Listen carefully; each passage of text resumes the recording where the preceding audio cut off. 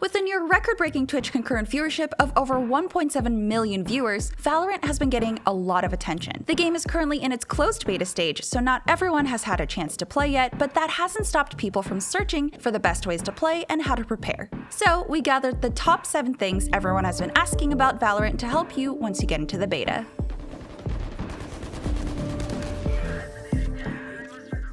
How do you get into the beta? If you don't already have one, you'll need to make a Riot account. Once you do that, you'll have to link your Riot account to your Twitch account, which you can find under the Connections tab on Twitch. Then all you have to do is watch streamers playing Valorant and hope you randomly get selected through the Twitch drop system. Originally at the start of the beta, only a select few streamers were given the permissions to provide drop keys, but Riot has extended the system to all streamers playing Valorant. You don't need to be actively watching to get a drop, but having multiple streams open won't increase your chances since it only takes into account your total view time across multiple channels. According to a post from Riot, once you've passed a certain threshold of a couple hours watched on those streams, it's roughly around 2, you're eligible for a beta key drop depending on Valorant server space availability and luck.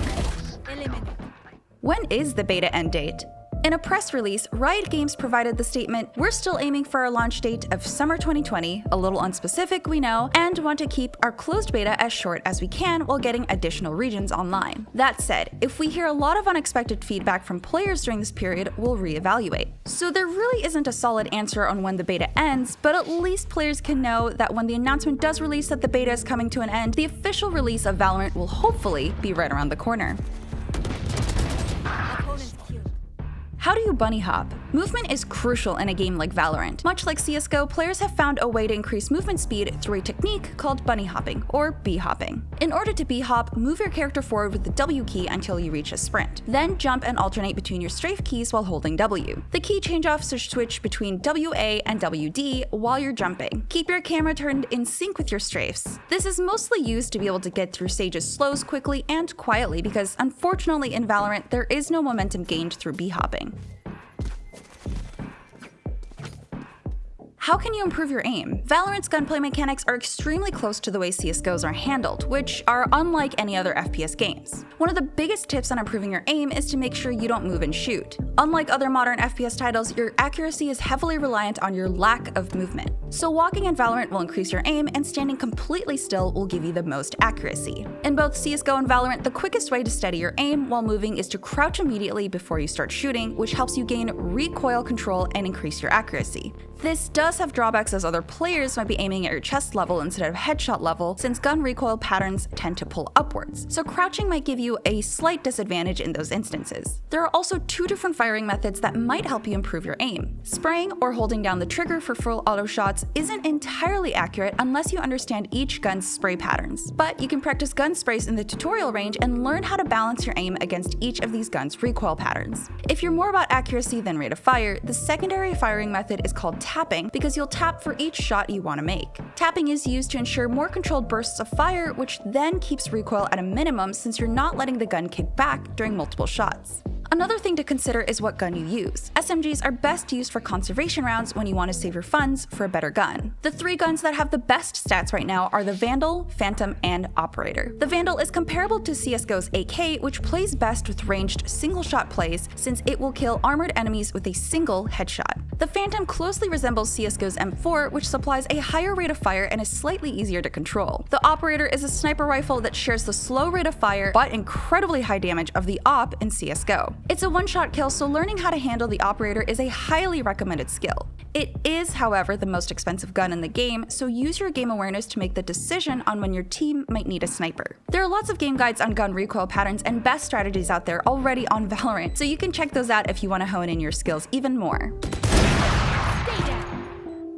What are crosshair settings? Along with learning gun sprays and getting comfortable with the weapon of your choice, you can adjust your crosshair settings to your personal preference. Overwatch and CSGO have a similar crosshair customization ability. In CSGO, there is a dynamic and static crosshair. The dynamic crosshair shows when shots will be the most accurate versus least accurate when moving versus standing still. Static crosshairs don't move at all and stay in one position on the screen. Changing the default options might help you see crosshairs better, as the standard one might not be optimized for everyone.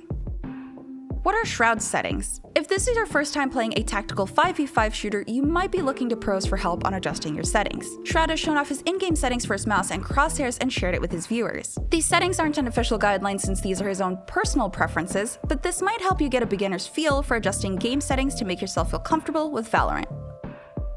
Is Valorant a rootkit? A lot of concerns have come up about Valorant's anti-cheat possibly being identified as a rootkit. According to Norton, rootkits are a type of malware that are designed so they remain hidden on your computer. Even if you don't see them, they're active and give hackers the ability to remotely control your computer. How does this apply to Valorant's anti-cheat?